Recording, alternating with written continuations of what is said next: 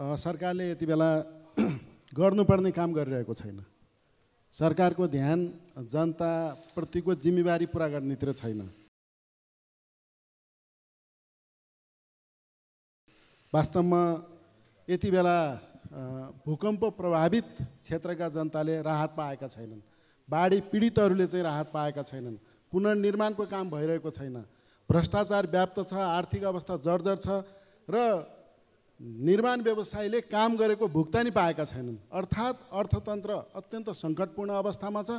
फेरि पनि राज्यलाई भार थपिने गरी पूर्व विशिष्ट पदाधिकारीहरूलाई चाहिँ आजीवन सुविधा दिने, सुविधा थप गर्ने खालको चाहिँ कानुन ल्याउँदैछ।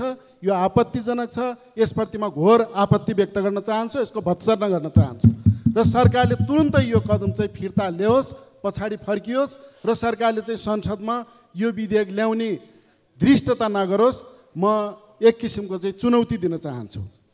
सभामुख महोदय, यसरी चाहिँ यो पूर्व विशिष्ट पदाधिकारीलाई सेवा सुविधा बढाउने, कुनै व्यक्ति एकपटक निर्वाचित भयो भने एउटा पदमा गयो भने आजीवन जिन्दगीभरि उसले चाहिँ सुविधा पाउनुपर्ने यो सरकारी जागिरको पेन्सन जस्तो राजनीतिलाई बनाउन हुँदैन। राजनीति सेवा हो। अब चाहिँ यस्तो कुरा चाहिँ बन्द गरिनुपर्छ र मेरो सभामुख महोदय मार्फत अनुरोध छ कि सबभन्दा पहिलो कुरा त सरकारले पूर्व विशिष्ट पदाधिकारीहरूलाई चाहिँ आजीवन सुविधा दिनको निम्ति ल्याएको विधेयक चाहिँ रोकिनु पर्दछ र अहिले दिइरहेको मन्त्री परिषदले निर्णय गरेर जथाभावी जुन ढङ्गले चाहिँ मनोमानी तरिकाले सुविधा दिएको छ त्यो सुविधा अन्त्य गरिनु पर्दछ।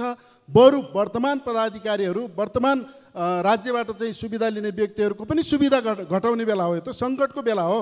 त्यसकारण चाहिँ हामी आफै पनि तयार हुनुपर्छ। म तयार छु। ल, सांसदहरूको सुविधा घटाउने हो भने म तयार छु। हामी सांसदहरू कति तयार छौँ? हामी तयार हौँ सभामुख महोदय।